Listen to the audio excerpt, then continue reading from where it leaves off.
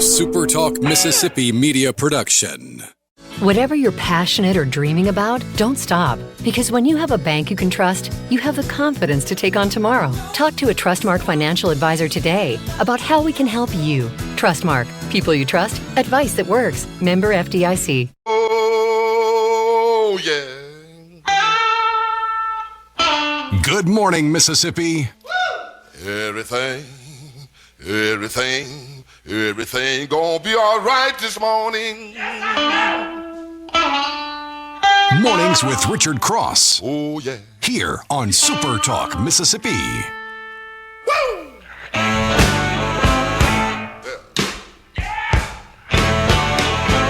Now, when I was a young boy, at the age of 5, my mother said I was gonna be the greatest man alive. But now I'm a man. And the weeks go fast. Middle of the week already.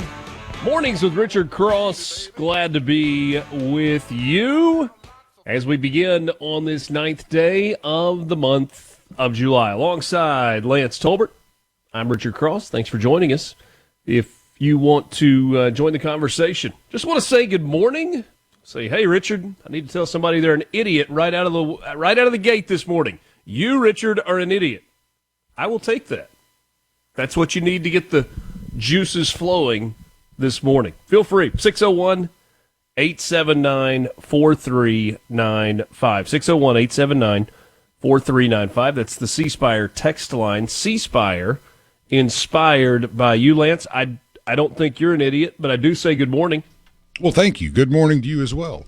I hope my level of idiot isn't at full blown this early, but you never know. It very well could be. It is. Some days it's a Wednesday. Some days it happens. It's a Wednesday. Yeah. No doubt. Yeah. No doubt. We're thrilled to be with you, and we got a bunch to get to this morning. Got a good guest lineup for you. The senator, Cindy Hyde-Smith, will join us in the 7 o'clock hour, 7:20 this morning. Cindy Hyde-Smith will be with us, and we have much to discuss. And then William Russell will be with us a little bit later in the show, 8 o'clock hour. Plenty to talk about with him as well. There's so much going on in D.C. There's a fair amount going on in right here in Mississippi as well, and we are here for it all. Somebody said, not an idiot, you're all right in my book, and that's a thin volume. I appreciate that very much. Tom, good morning to you as well.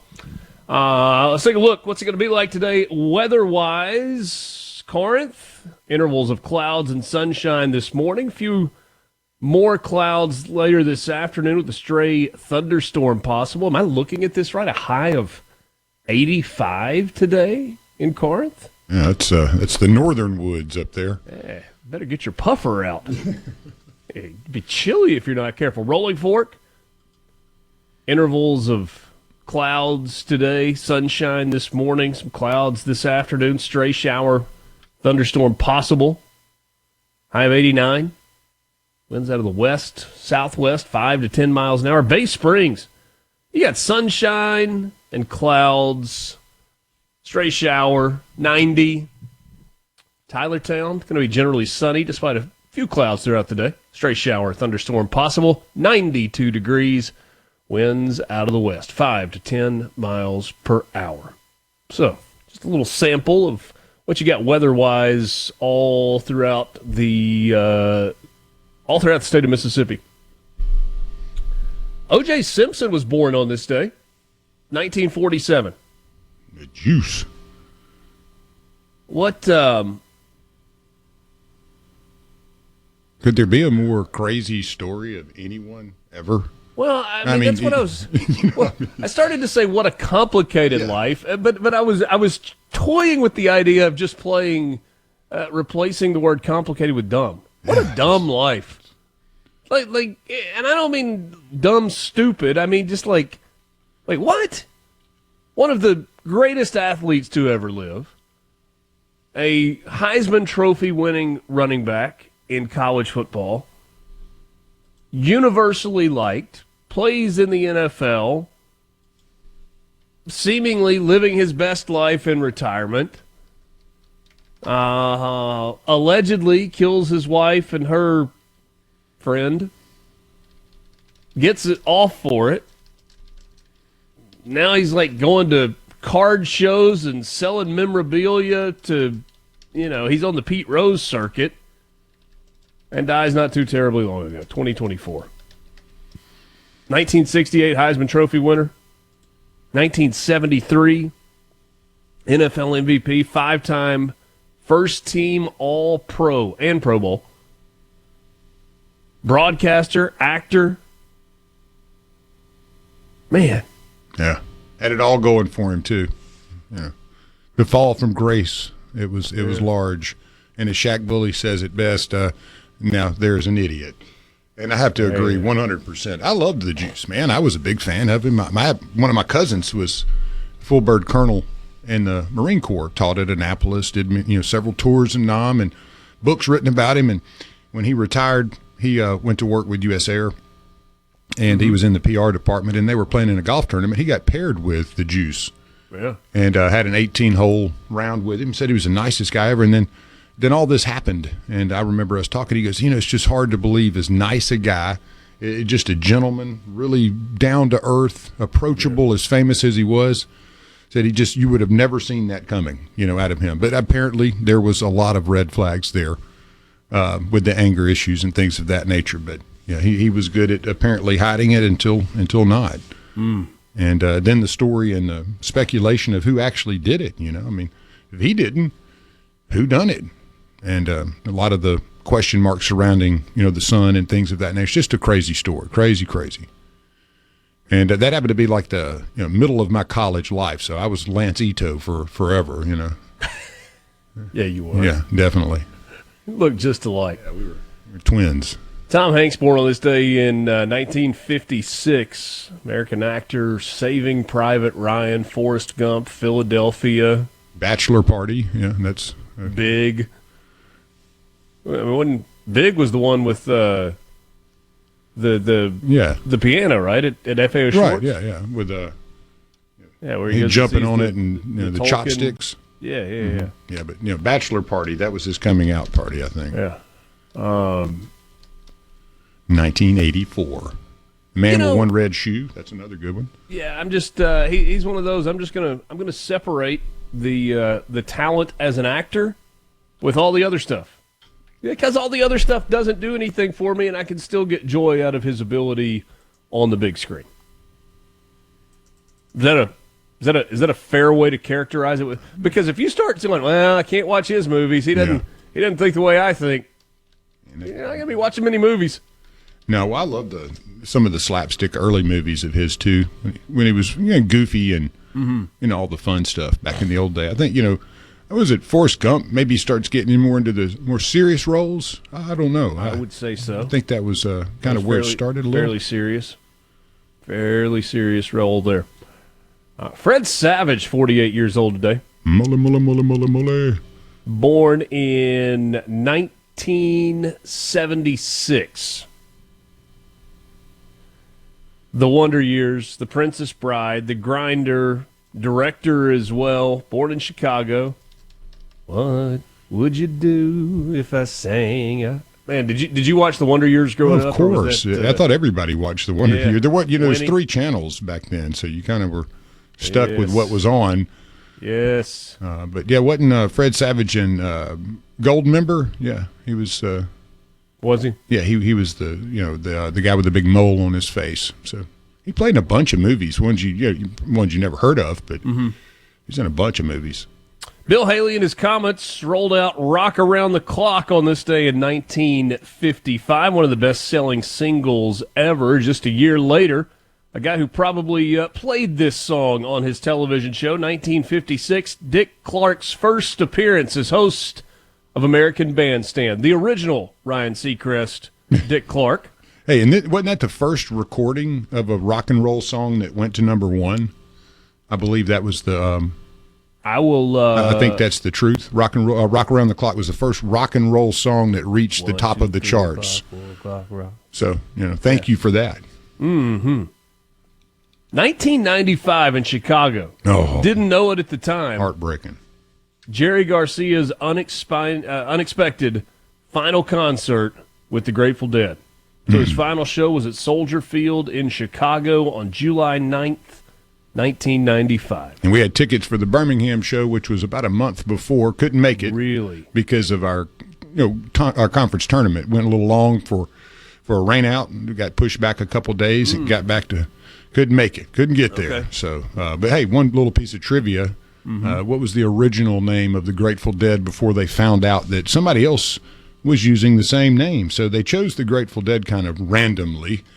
But what do you know the name of the band that they were before they were the Grateful Dead? Thankful Dead?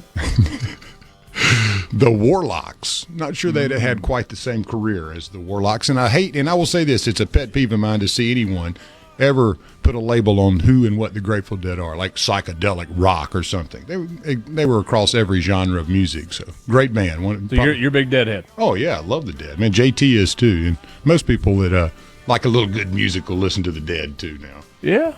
Good stuff. The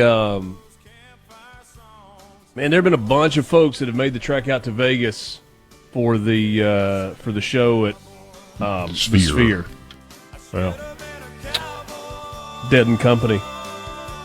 We're back with you right after this. Mornings with Richard Cross, Super Talk, Mississippi. From the Venable Glass Truck. Grab another cup of coffee and start your day right. Mornings with Richard Cross here on Super Talk, Mississippi.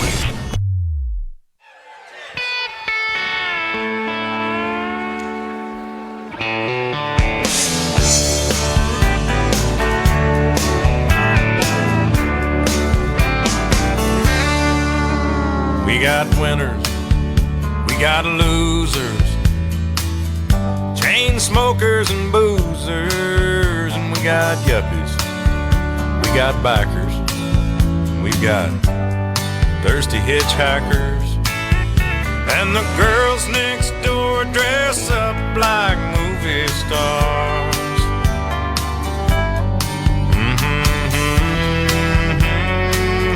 I love this bar. Kind of what we want this to be for you. Go at Mornings with Richard Cross, just to be your favorite bar. It's the place you come to hang out in the morning, and who knows what you take away. Alongside Lance Tolbert, I'm Richard Cross. It is a Country Music Wednesday. You can take the silverware home if when you listen to us. We don't mind. That's right. We got some news headlines for you this morning. We focus in Mississippi to start things off. A tip of the cap to an Oxford resident who is doing something not for the first time. City of Oxford coming together to help some of those impacted by the recent flooding in Texas.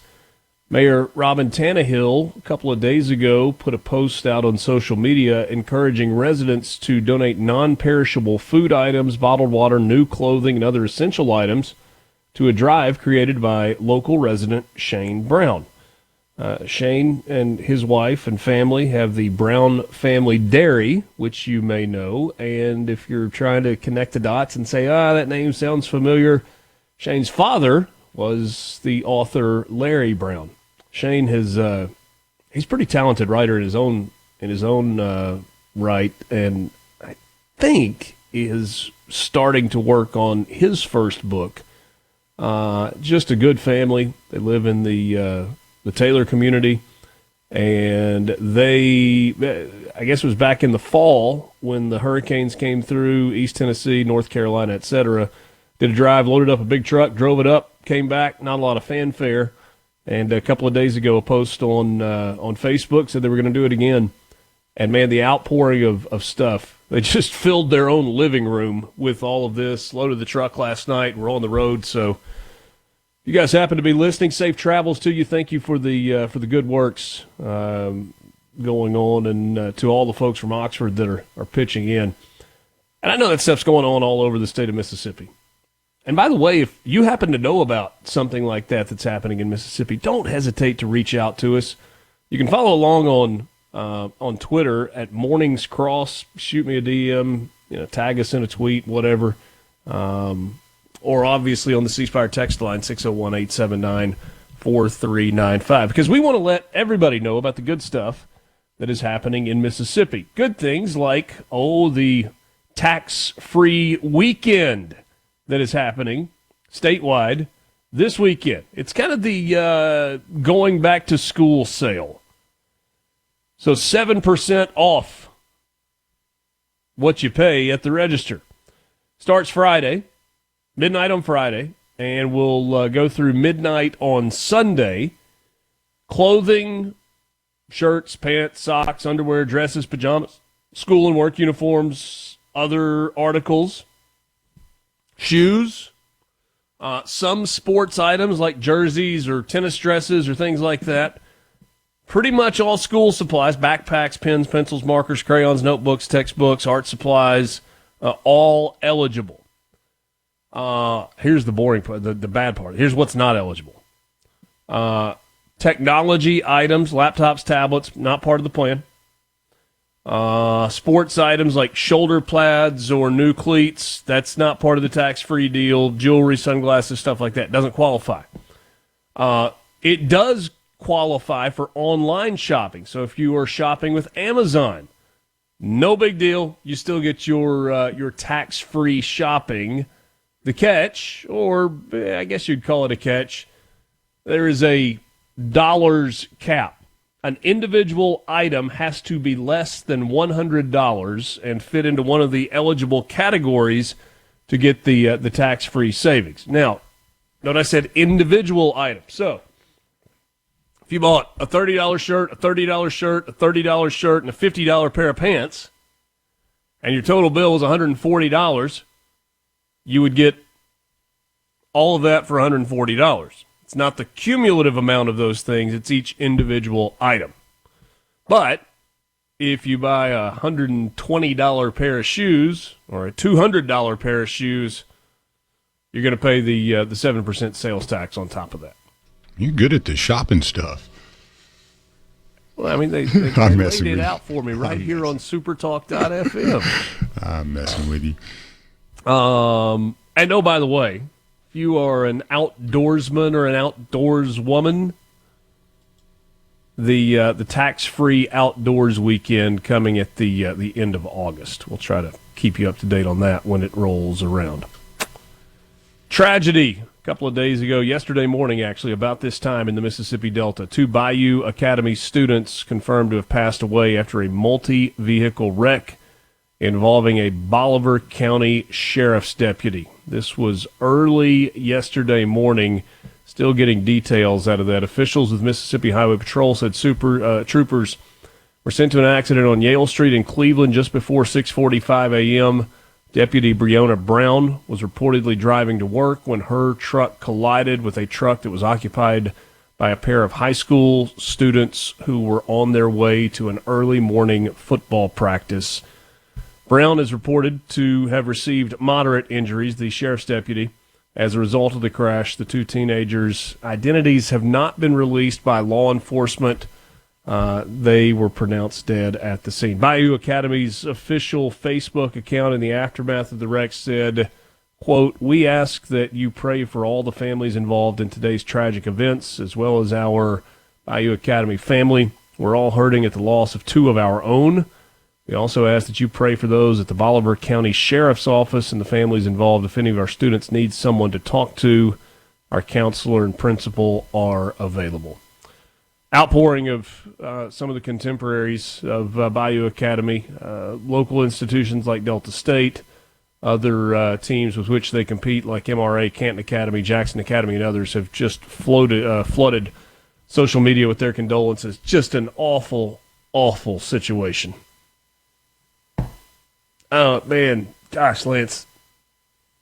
Headed to football practice. I mean, that one just hurts on so many levels, right? It hurts as a parent who has a driving age child. It scares you, but also as somebody who's been there years ago in high school, not always making the best decisions, played sports, don't know all the details of the accident, but like, on their way to football practice on Tuesday morning. Jeez. Putting myself back in that time when you're teenage years, I lost. I think we had 3 of those types of tragic wrecks of friends of ours that wasn't really anything nefarious going on. It just life happened, and it was horrible, such a heartbreaking thing, and still friends over these many years with the brothers and sisters of those. But I mean, man, it's just it just punches you in the gut. To think of losing somebody that young, and then 2 of them. Well, I mean, just goodness gracious. I think it's just human nature, right? It's sad when somebody that is our age. We've had a life, Excuse me. I mean, I'm in my mid-40s. You're just a little bit older than I am. It's sad if somebody passes away that is our age, and it kind of shocks the system because you're like, oh, that was too soon. It's sad if an older person passes away, but they have lived a life. When you get somebody that is, I mean, just in the infancy of what is in front of them, and is yanked from us far too soon, it kind of rocks you to your core a little bit, and is really, really tough. So we offer our condolences, but more than that, we offer our prayers to the entire Bayou Academy family and to all the folks affected by this tragedy there in Bolivar County. You can join the conversation on the C Spire text line this morning, 601-879-4395. We got some sports headlines for you. We got some big news stories to get into today. Yesterday was one of those days where I walked away, I was like, I don't think we even scratched the surface on what I intended to get to. There's just a lot that is happening. Big story yesterday, and this started while we were on the air, and that was the press conference that Secretary Brooke Rollins was having, where they were talking about farms and farmland. We will get into that yesterday. 3 governors were there talking about farmland and the purchase of it by foreign nationals as a national security risk and what they're going to try to do about that, including clawing some of that back. Firefighters in Austin, Texas are furious with their leadership, and perhaps a vote of no confidence is on the way. We'll give you that story as well. And the one big beautiful bill, one of the things that it was lauded for by a lot of people, especially on the right, was stripping away funding for Planned Parenthood. But a judge in Boston has said, not so fast. All that coming up.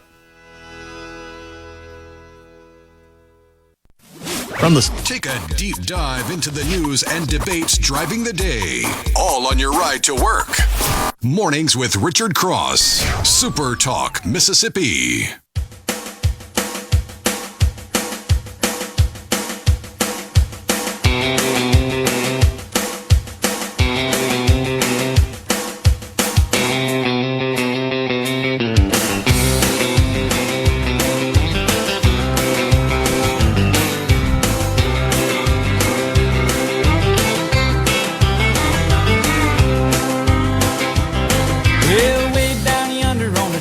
Your sports updates on Mornings with Richard Cross, brought to you by Pearl River Resort. Visit them online at pearlriverresort.com, your destination for casino thrills, family fun, and live entertainment. That's Pearl River Resort. SEC Media Days begin on Monday this year. They are in Atlanta after a trip to the Lone Star State last year. Ole Miss will be one of the first teams up on Monday afternoon. You've got LSU, South Carolina, Ole Miss, and Vanderbilt on Monday. Tuesday, we'll have Auburn, Georgia, Tennessee, and Texas. Wednesday, Alabama, Mississippi State, Florida, and Oklahoma. And then rounding it out on Thursday, Kentucky, Missouri, Arkansas, and Texas A&M.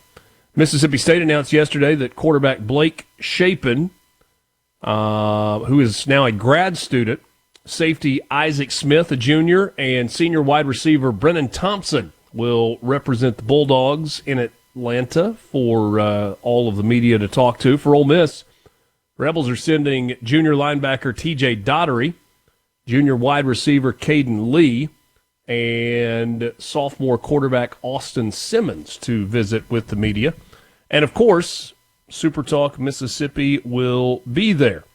You've got Sports Talk Mississippi broadcasting live from SEC Media Days all 4 days next week, Monday, Tuesday, Wednesday, and Thursday. We're going to be there as well. We'll be doing the normal show like we always do.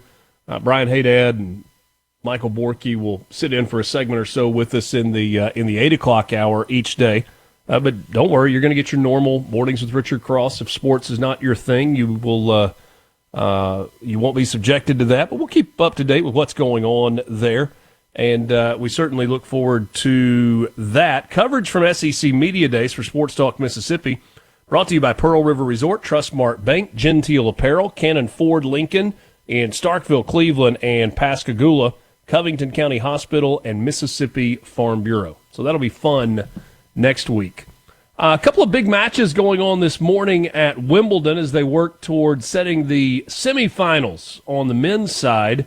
Yesterday, Carlos Alcaraz won 6-2, 6-3, 6-3 to advance to the semis against another American, Tommy Fritz. Is that right? I think it's Tommy. And Alcaraz played Norrie. Yeah, Alcaraz beat Norrie, but he advanced Fritz to the semis against Fritz. Yes. So you got a couple of quarterfinal matches happening today.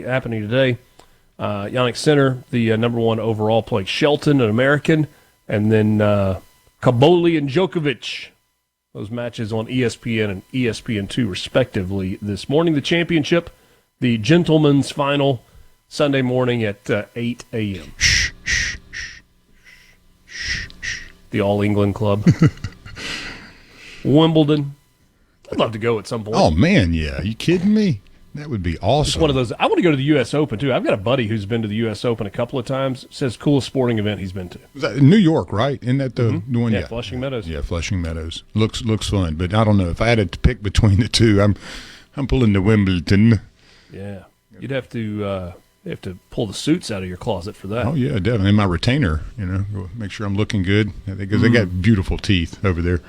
You got the Big 12 Media Days going on in Frisco, Texas. Brett Yormark is the commissioner of that league, and he is doubling down on the so-called 5+11 future for the college football playoff format, acknowledging that it might benefit his league less in the short term and more in the long term. He says they are building toward something big.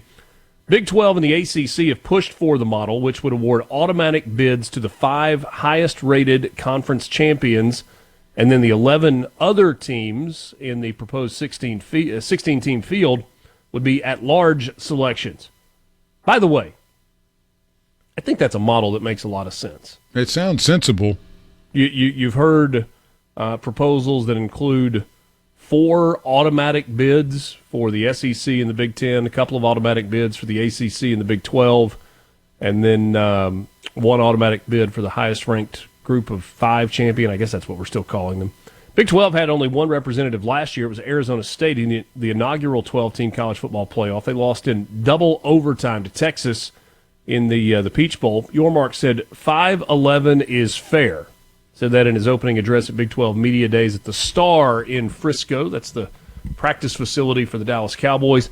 Says we want to earn it on the field. Might not be the best solution today for the Big 12, but long-term, knowing the progress we're making, the investments we're making, it's the right format for us, and I am doubling down today on 5+11. So we'll see. We'll see. Notre Dame athletic director Pete Bevacqua. Yeah, I think that was the gym teacher on Seinfeld. Okay. What about him? I just think he's been promoted, apparently. He went from gym teacher to the athletic director, but yeah. Oh, that last name, though, it always stands out. I've never heard it before until Seinfeld. Bevacqua. That's a good one. Strong. He was the CEO or executive director of the PGA of America. Okay. Before taking the job at Notre Dame. Before that was with NBC Sports. Yeah, I mean, when you go work as the AD at Notre Dame, it's and not a gym demotion. Teacher before that. Yeah, gym teacher on Seinfeld previously, but yeah, that's a pretty good gig there. Yeah. Yep. I love what we have next week in golf also. It is the Open or the British Open if you prefer. If you're American, maybe it's the British Open, but that's coming up. One of my favorite weeks of golf. You wake up early in the morning and you got golf on television.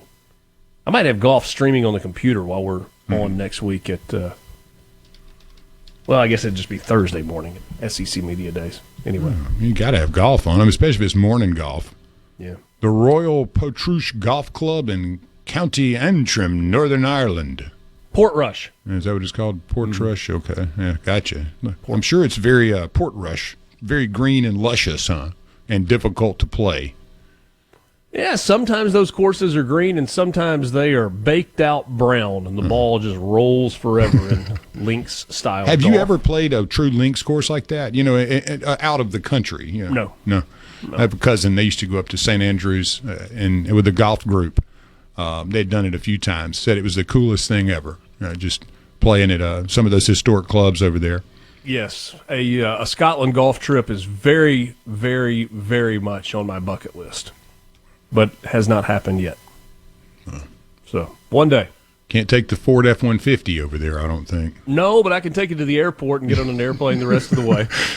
So, asking you got to have them let you rent one when you get there. Yeah, I don't know if they've got those readily available in the UK or not. We'll have to ask about that. They got to know who they're dealing with. I got a bunch of friends that have done that, and I am most pleased with what my son has said to me. We actually heard a buddy. We were standing in line for something. We were talking, and he took his son for his senior trip. I mean, there was no trip to Cabo or whatever. His son wanted to go play golf in Scotland, and Obi heard that and it kind of stuck with him. And not too long ago, he was like, "Hey, Dad, when I graduate high school, can we go to Scotland to play golf?" And I said, "Yes, yeah, buddy. Yes, we can. That works great for me. Yes, we can, and I hope you never change your mind on this is what you want to do after you graduate high school." So, yeah, that's on the list for one day. It feels tough right now. It's right around the corner. You better be careful. Time flies, man. Obi's going to be a senior in a moment, Yeah. Better start saving now. When I looked at Isaac Smith as a junior, I was like, goodness, really? Man, I was just covering this guy a couple years ago, it felt like. Yeah. No doubt. That's your morning sports update brought to you by Pearl River Resort. If golf is your thing, they've got you covered on golf. The Dancing Rabbit Golf Club 2 18-hole championship courses, the Oaks and the Azaleas. Dancing Rabbit, part of Pearl River Resort, online at pearlriverresort.com. Reminder that in the 7 o'clock hour, Senator Cindy Hyde-Smith will join us. That's coming up at 7:20. We will talk with her about the passage of the One Big Beautiful Bill, some of the legislation that she is working on, and we will also get into that press conference from Brooke Rollins yesterday, Secretary of Agriculture. A really fascinating story. Arkansas was the first state to say no foreign nationals are buying our farmland. And they've also begun some efforts to claw back some of the purchases of farmland, especially by the Chinese. And with the support of the president, looks like that's going to be something that, unless a judge says otherwise, which is altogether possible, that is going to be a nationwide thing.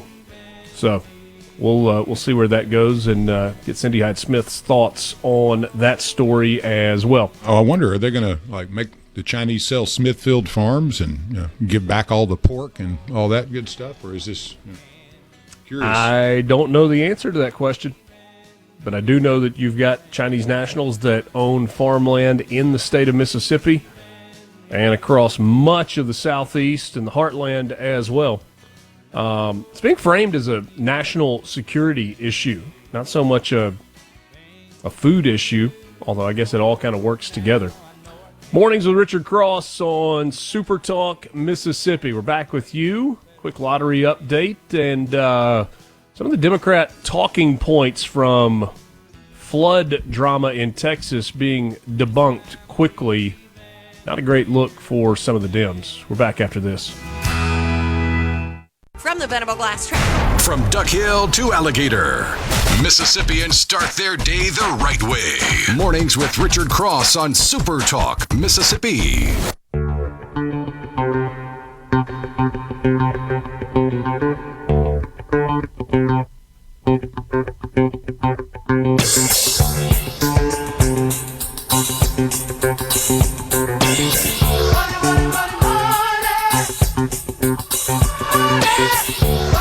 Got some big local winners in the Mississippi Lottery.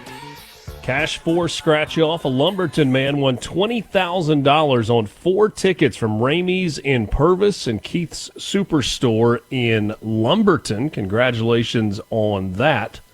On a $5 Gold Rush scratch off, a Moss Point man won $100,000 on a ticket from Keith's Superstore in Gaucher.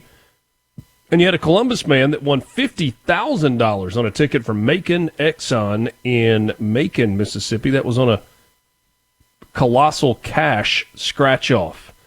Lance, you got the Powerball tonight. That drawing $216 million, the estimated jackpot, with an estimated cash value of $98.4 million. There was no jackpot winner yesterday in the Mega Millions, so Friday, July 11th jackpot up to $80 million. So a lot of chances to win there with the Mississippi Lottery. You can find all the numbers, all of them, online at mslottery.com. That is the Mississippi Lottery. Chance to win. That Powerball jackpot, $216 million.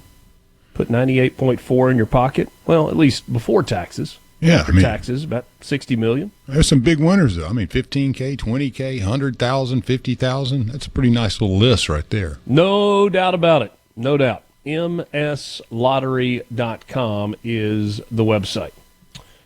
Well, if you were following the coverage from the floods in the state of Texas, you know that Democrats were quick to jump on a talking point.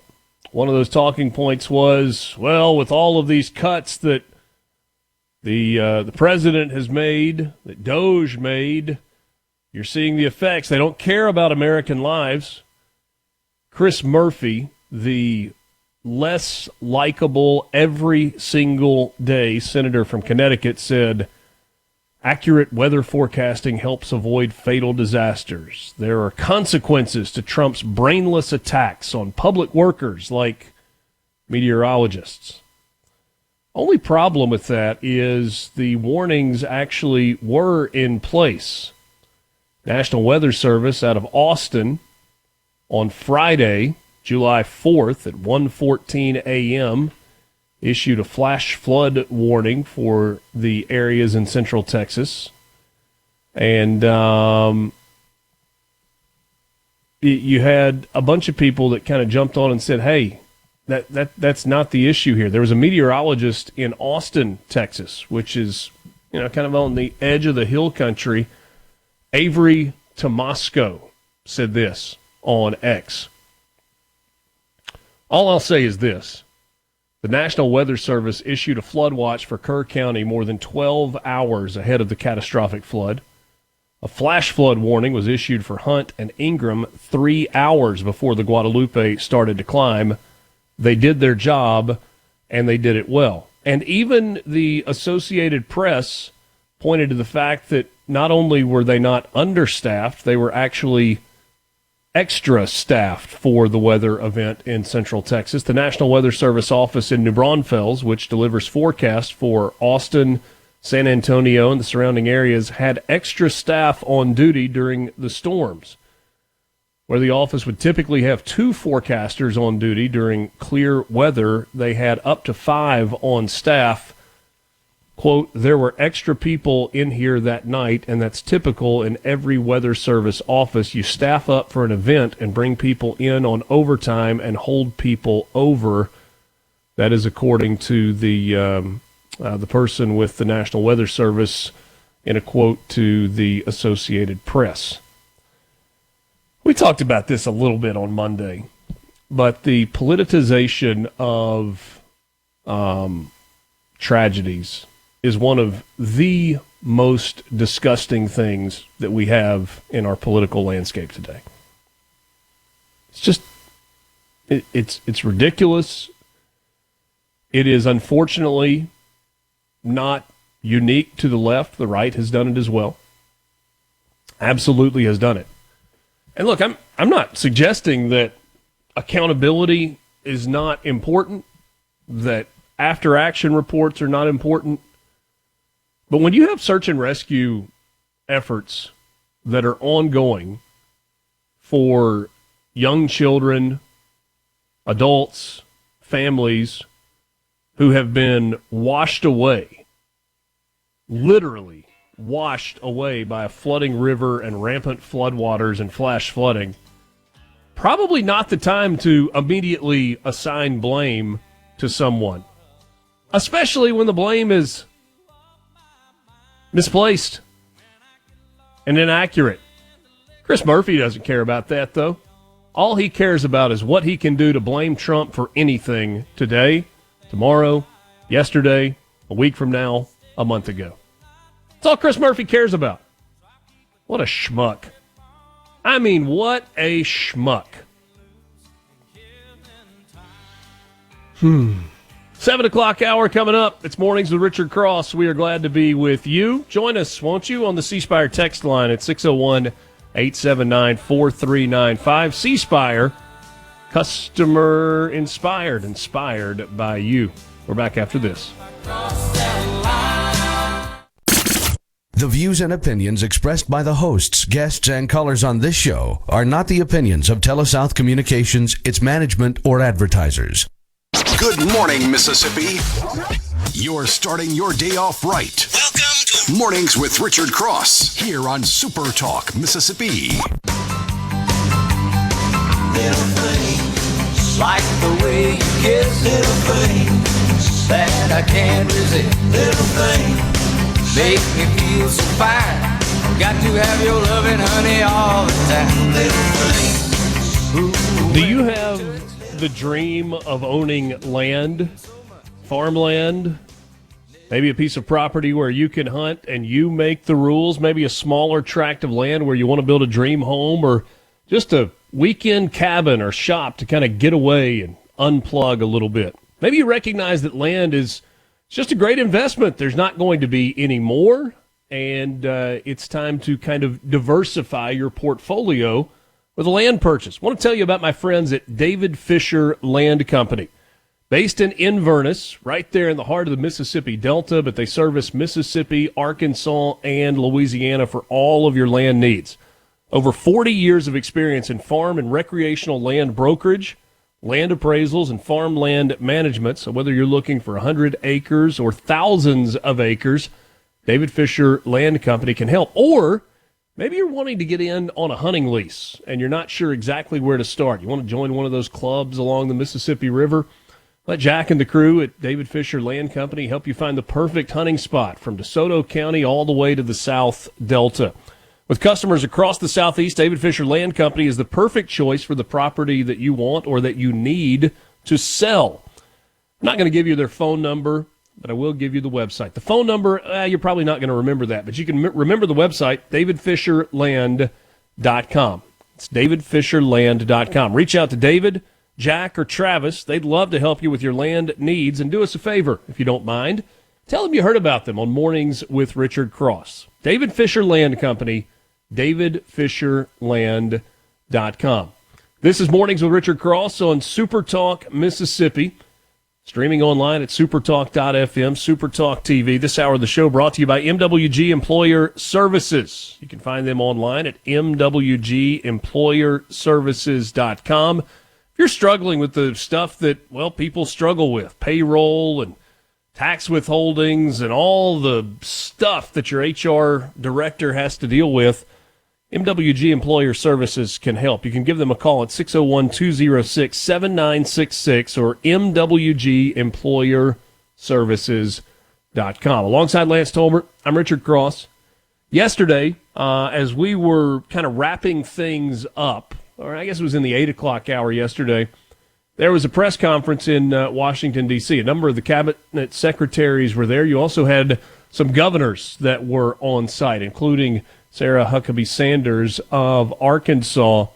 We heard from the Secretary of Agriculture, Brooke Rollins. Now, this particular press conference was not about a farm bill. That still has to be done. Congress has got to work on that.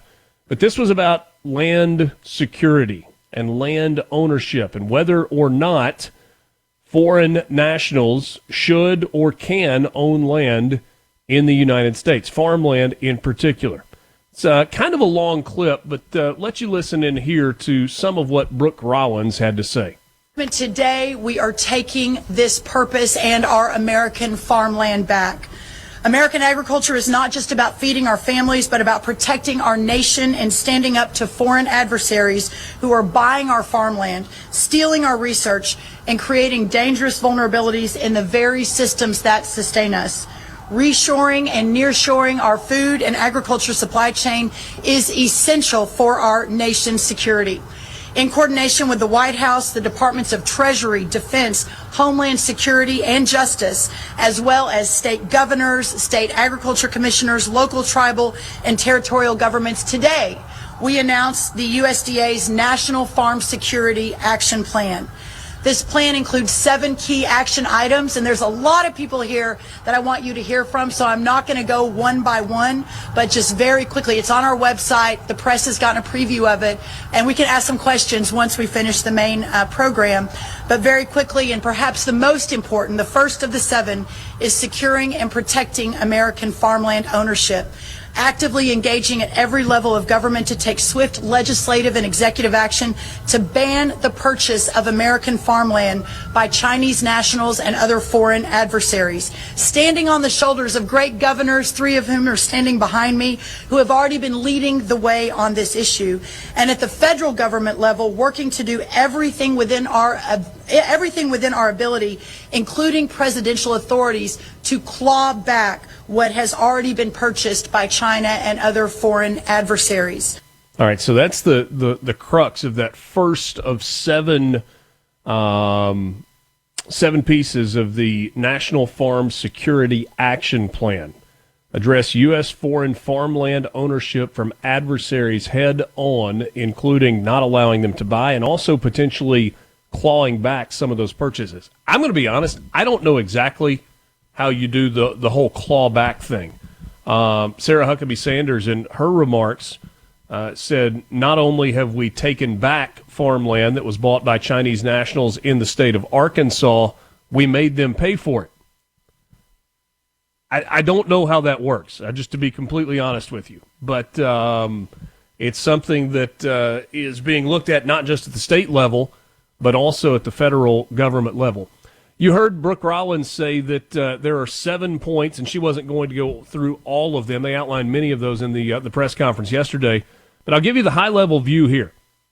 So the first, as she was pointing out, secure and protect American farmland. Address U.S. foreign farmland ownership from adversaries. Total transparency, tougher penalties. Number 2, enhance agricultural supply chain resilience. The idea there is to refocus domestic investment into key manufacturing sectors and identify non-adversarial partners to work with when domestic production is not available. Number 3, protect U.S. nutrition safety net from fraud and foreign exploitation. Number 4, defend agricultural research and innovation. No more sweetheart deals or secret pacts with hostile nations.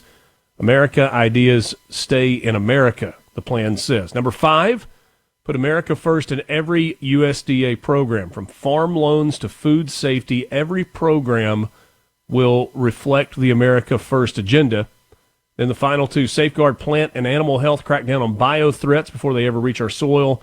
And number 7, protect critical infrastructure. Farms, food, and supply chains are national security assets and will be treated as such.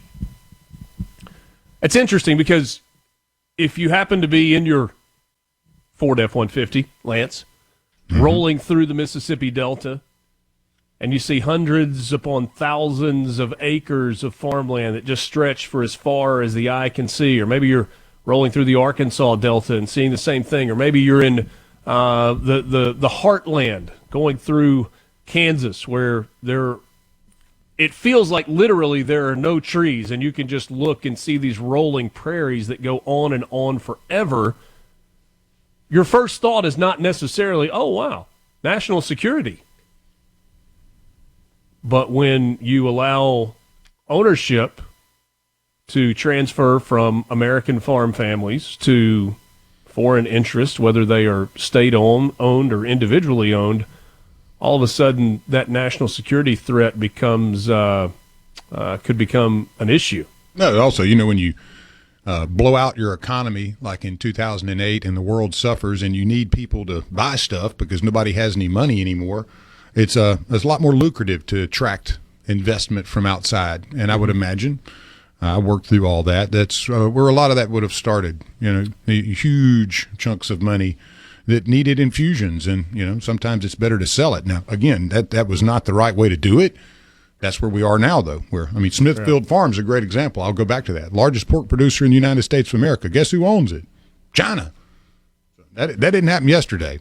That's been quite a while. So, these are strategic resources, and never understood how, I can't go down to Mexico and buy a house. Can't own land, can't do that kind of stuff. But here, hey, buddy, you can do whatever you want. Let's just let everybody do whatever the heck they want around here. And it won't have any impact on, American citizens. I think we can look back now and say that's wrong. C-Spire text line, if you remember, our state ag commissioner identified land ownership by foreigners in the state of Mississippi as a problem before it ever became the huge national issue that it is right now. He's been on that for years. He has been, and we've talked with Andy Gibson about that in the past, and we'll work to get him on next week and talk to him about what this could mean, like practically going forward. But yes, Andy Gibson has mentioned it a number of times. You've got so many issues that farmers are facing in Mississippi, in the Southeast, across the country, and this certainly is one of them. We'll also ask Senator Cindy Hyde-Smith about this when we visit with her coming up in just a few minutes. She is our first guest this morning, and it's coming up on the other side of this break. We remind you, tomorrow is the 13th annual Palmer Home for Children Radiothon right here on SuperTalk, Mississippi. We will be on the Palmer Home campus starting at 6 o'clock tomorrow morning, and we'll be with you all day until the end of Sports Talk Mississippi at 6 o'clock. You'll learn how Palmer Home for Children serves vulnerable children. It's a faith-based organization that doesn't take government money, so we need your help. We want you to tune in. We want you to join us. We want you to donate tomorrow for the 13th annual Palmer Home for Children Radiothon right here on Super Talk, Mississippi. Senator Cindy Hyde-Smith joins us coming up next. It's Mornings with Richard Cross on Super Talk, Mississippi. From the Venable Glass Traffic. Want to know what's being said in the halls of the Capitol? You're in the right place. Mornings with Richard Cross continues on Super Talk, Mississippi.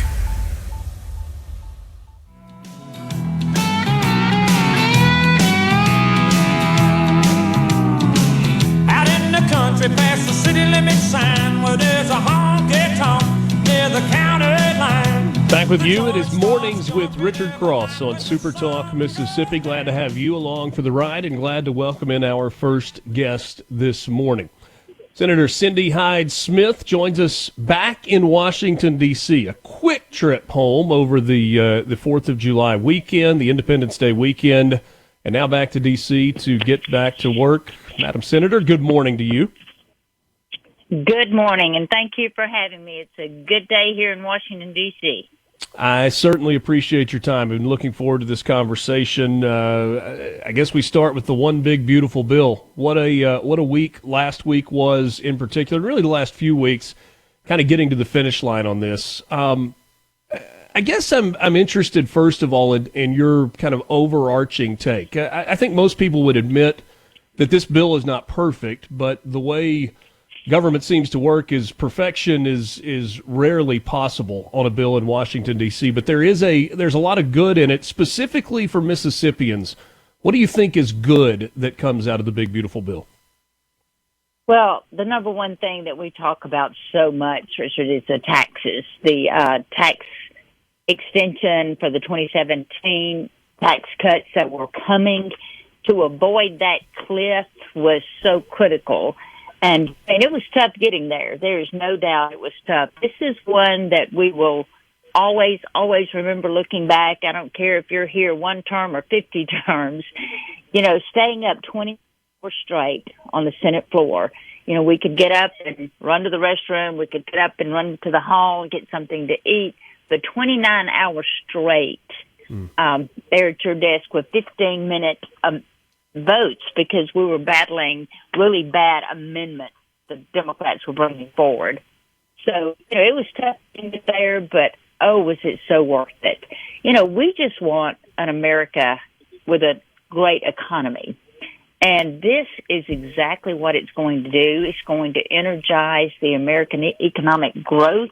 That was the goal. We know what we enjoyed in the first term of the Trump administration, and we know what we've endured in the last 4 years. So that's the thing, is the tax cuts. The important things like the child tax credit to $2,000. That may seem like a small thing, but when you look at that across this nation, that everybody gets that's pretty significant. I'm proud of the bill that the part of it, the legislative language from one of my issues, Saving America's Workers Benefits Act. And that's just tightening the eligibility requirements for those child tax credits to make sure that illegals aren't getting those benefits. That's a $27 billion savings to this country. So there's so many really good things in it. You're right. It's not the perfect bill, but I'm telling you, there are so many good things in this bill that we can celebrate, from the taxes to the border, tightening up on SNAP benefits that have been so abused. I'm, as you can tell, I'm pretty excited about every aspect of it, and we can hone in on any one of the aspects you want to. There were one of the talking points for Democrats during this was, it's a tax cut for billionaires. They're cutting programs so that they can give tax cut to billionaires. And the thing that was interesting to me about that is there were no new tax cuts that were helping the wealthy. It was an extension of the 2017, and I suppose there's like this big debate about trickle down economics and going back to Reagan policies if you wanted to. But isn't it true that when business does well, the American people generally do well also? Absolutely. I mean, we're talking about people that provide jobs here. And we've always strived to be a country of opportunity. If you can get a level playing field, if you can get reasonable taxes, you can get reasonable interest rates, you can grow and grow and grow. And that's what we're trying to protect here, that why would we punish success? Some of the things, just like the small business deduction, it makes that permanent. That is pretty significant. The research and development to encourage domestic innovation here in this country, that we can bring in new capital investments, whether it's machinery, equipment, anything you can think of, it allows that expansion of that because we're looking at reasonable, basic fundamentals of economics. Whether it's new factories, factory improvements to accelerate the domestic manufacturing that we want to do. We want to capitalize on what we already have here, as well as bring in new things. But this permanently renews just like the Opportunity Zone program. I mean, driving $100+ billion of investment to rural and distressed communities. It was worth the 29 hours staying up because nobody was going to give up this fight, I can assure you. But Mississippi has 100 designated opportunity zones. So when you look at all of the details, the minute things that may be insignificant to a lot of people, but to the business world, for the economic engine that we want to make sure we keep finely tuned and running well like a well-oiled machine, these are the things that do that. Visiting with Senator Cindy Hyde-Smith, one of the things that we talk about regularly is, whether this is, you're sitting around your own kitchen table trying to figure things out, or you're talking about the federal government. If you've got a big hole, a debt hole, there are two ways that you can get out of it. You can stop spending and start paying that off, or you can make more money so that you can pay the debt off. It appears to me that this administration, Scott Bessent with the Treasury, they're focused on economic growth to eventually get the national debt under control. Do you believe that it can work that way? Because we know there's increased spending. We know the debt ceiling has been raised once again. But can we economically grow our way out of the debt crisis that we're in as opposed to slowing the spending? Well, so much of this is just the bottom line is management. Okay. And it is how you manage that budget. But I truly think we are headed in that direction. Scott is doing a fantastic job. I briefly knew Scott before he came into this role. And, he's just so smooth. In the hearings, he's so competent. He's so qualified for what he is doing. He just has the ability to bring the vision out. And, our job is to make sure we stick to the plan. And I think that so many people will be holding all of us accountable to stick to the plan, to actually see the needle move. Everybody's concerned about this debt. I mean, buddy, it's amazing to me, even the short period of time that I have been here in Washington, to watch that grow. And it is about spending. It is about management. But to see so many things that I get to see on the reduction, on cutting costs, on making things more feasible that were so just running wild. And, I was talking to Scott Turner, I guess Monday, on the building he's in, and, he's relocating. He is doing something that's going to cut the cost of housing those employees not in half, but almost in half. And to do those things, to be conscious of it, to be intentional of that in every aspect, just like your household, when you're sitting around the table. We can't say we're going to save money this week by not eating, obviously. Right. That's not a plan. But to look at what's for agriculture in the bill and production agriculture, it just keeps those investments recommended by the Ag Committee. We got a little criticism of putting farm stuff in the big, beautiful bill. Well, this is how we could get it done. We didn't have to have 60 votes to do this. And, it's a lot of complicated things like the price loss coverage program that I've worked on for years, that the reference pricing for farmers was so out of date, had not been looked at in over a decade, that those small little things that were so tedious to work on that actually was included in there, signed by the president, that it's really going to help so many things overall. We're visiting with Senator Cindy Hyde-Smith. We've got more to get to. She's kind enough to spend a couple of segments with us. We're going to talk a little bit on the other side of the break about the press conference yesterday that was led by Secretary Brooke Rollins over the Department of Agriculture about the foreign farmlands. That's something we talked about before the break, and we'll also talk about DOGE cuts. There was one vote in which the Senate did not sign on for DOGE cuts. Is that over, or is there more to come? We'll get Senator Cindy Hyde-Smith's reaction to that as well. Glad to have you along this morning. It's Mornings with Richard Cross on SuperTalk Mississippi. You can join the conversation on the C Spire text line, 601-879-4395. Back with the Senator right after this. It's Mornings with Richard Cross. Turn around, go to town, boot scoot boogie.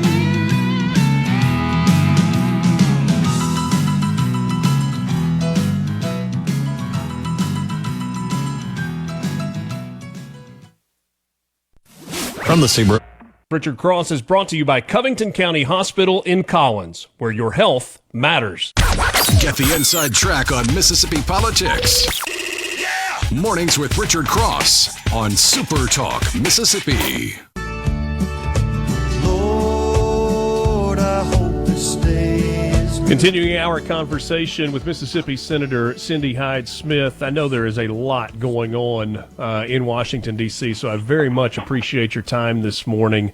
Let's jump in. I want to ask you about yesterday, the press conference that happened outside with Secretary Brooke Collins leading the way. You and I have talked in the past about the Farm Bill and the job that Brooke is doing in terms of leading the Department of Agriculture. This focus on security for farmers moving forward yesterday, specifically about land ownership, that was kind of the lead topic for her. What did you make of yesterday's press conference and what this looks like practically going forward?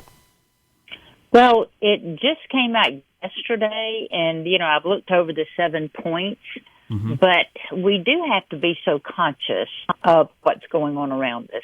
When you have something released, such as a noxious fungus that can destroy crops, and people do not look at the farmland, just as you were saying earlier, when you drive by, as national security.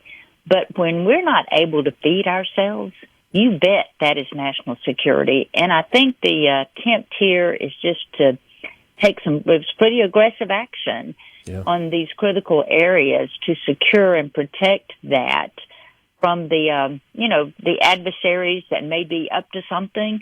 And, we just need total transparency there. For so long, we were conscious of foreign ownership, like near an airport. If, people releasing buildings at, in an airport there that probably even need to be in this country. But when you look at protecting production agriculture from things that could cause serious harm, I think that we did have to put in some enhanced agricultural safety nets there, because it is so could be so serious. And you hate to really even talk about these things on air, because you think, I don't want to give anybody any ideas, but you just think if somebody just tainted the milk supply, if they brought out something that would really destroy crops. And that's the reason I'm so defensive on the products that come to market that we've spent millions of dollars in research and at land grant universities to get to this point that we can actually grow a crop with, the best ability that we can for the greatest yields. So I'm very, very defensive of those things. And when you would think that somebody would come in intentionally and do something to harm that, I just don't think we can be, secure enough there that we always have to be on the lookout for that. But, it does several things, from the things that I did read about it yesterday. And we had an appropriations meeting last night. We had votes last night, so I hadn't got to dive into it, in a deep dive. But the things that we're putting out there to protect our nutrition from, things such as frauds in there, but mainly the foreign exploitation. I'm just having trouble understanding how practically it works when you say, okay, let's just use China as an example, that a Chinese national has bought 10,000 acres in the Mississippi Delta. And you say, well, you can't sell to them going forward, but they've also talked about clawbacks. And I think that's something that Arkansas has already actually done in a few instances. How do you take a sale back from somebody that has already completed a purchase? I don't guess I understand exactly how that works. And, to me, that is the difficult part there, because you can go too far that you're going to hinder just general commerce, whether it's, agricultural land or whatever.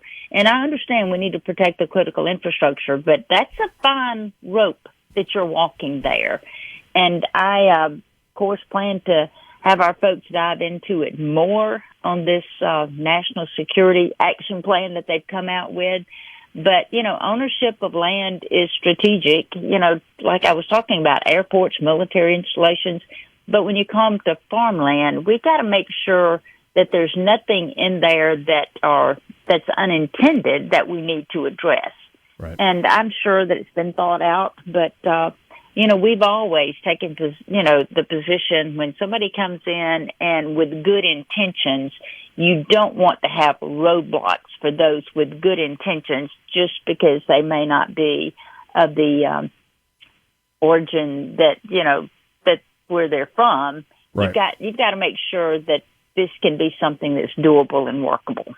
Just a few minutes left with Senator Cindy Hyde-Smith. Doge cuts. It was such a huge topic right out of the gate. Elon Musk there and his Doge team, and going through and examining where fraud and waste and abuse were. The Senate has had, I guess, a couple of chances to codify some of those. It has not happened yet. It looks like in the next week or so that's going to be back on the docket in the Senate. Do you anticipate being in favor of codifying some of these cuts that are happening that have been recommended by DOJ? Absolutely. I think what most people refer to when they throw that out there, and it's been a lot of chatter on social media, is the Rand Paul amendment. Right. He likes to pitch us a hand grenade every once in a while. And with those amendments, there's some really good things in there. But first of all, it would have shut the government down. And you just have to be so careful. And, it looks good on the surface that, oh, yeah, the highlighted part of this press release sounds great. How could anybody vote against that? Well, you've got to make sure you get in the details of that, too, of everything that amendment would do. But the good thing is we've got the rescissions package coming up next week, and that's what the meeting was about last night. We are going to build on top of what DOJ did. So when I was explaining that, is we will have another bite at that apple. That's the plan, that we do want to codify these. I mean, there's no reasonable, sensible person here on the Senate floor with us that's a conservative that wouldn't tell you, oh, yeah, there's great things in there we need to codify, but we need to do it the right way. And that's the things that we have to work through instead of an amendment that comes out of nowhere, really. And you think, boy, it sounds good, but the things in it that are detrimental will make it where you cannot vote for that. But it's not like we're not addressing that somewhere else, because it is critical that we do address that, and that's what we're doing. Senator Cindy Hyde-Smith, there's some people that occasionally we'll talk about the good old days of the Senate when, the decorum was there and you had bipartisan bills that passed and reaching across the aisle and working together. I get that a lot of that is in the rear view. And I know the fight for the big, beautiful bill was at times a nasty one. But did we get a little bit of a glimpse into the way government is supposed to work? Democrats fighting for what they believed in, Senate Republicans fighting for what they believe in, and then you get a bill. I know the Democrats have demonized the big, beautiful bill completely, but did you end up with good legislation? I know it's kind of where we started, where we said it's not perfect, but there is a lot of good in there. Did it work the way it was supposed to work? It has gotten more difficult, and, I just certainly think social media and things like that have really stoked that fire. And it's amazing the conversations that are held publicly versus the conversations that are held behind closed doors privately. I assure you, there's some Democrats that are really glad that this passed. Really? Because, they want a secure border. Those are the things that they're concerned about as well. But it is, working now. You can tell when they get their script, when they get their talking points, and when they get their marching orders. And I've been dealing with that on the subcommittee just over the weekend. I know this is what you're saying, and I'm watching your mouth move, but I know that that's not what you want, because we would be offering very reasonable offers, and they would just shut down immediately and go into talking points. And I thought, okay, Schumer has sent the email. Schumer has given them what they're supposed to be saying, and as we well know, none of them voted for this. You talk about stick together, you talk about lockstock, they lockstep. They know how to have a cohesive party, but when we get through the things, we work together at common ground. You can get there on some things, but it's definitely harder to combat their plan. They have a playbook that they go by. And, the staff and I were talking last night, our committee staff and our analysts, we said it's just so obvious that this is what they were supposed to say. Instead of thinking about their own state, thinking for themselves and making those hard decisions that you have to make. And they love to publicize that. They love to come out saying, oh, this is who I beat up today. And they're so mad about last week. We're on a high. The president had a huge win on the 4th of July when he signed that bill. I mean, it kind of worked out. And the text that I sent to him was, great shot, all net. And that's what we got. But they're angry. They're going to be very defensive. They're going to be very contentious on things. And we just know what to expect and how to handle that. But it makes negotiations much more difficult to get them off their talking points. Senator, I thank you so much for your time. I wish you safe travels and look forward to talking again soon.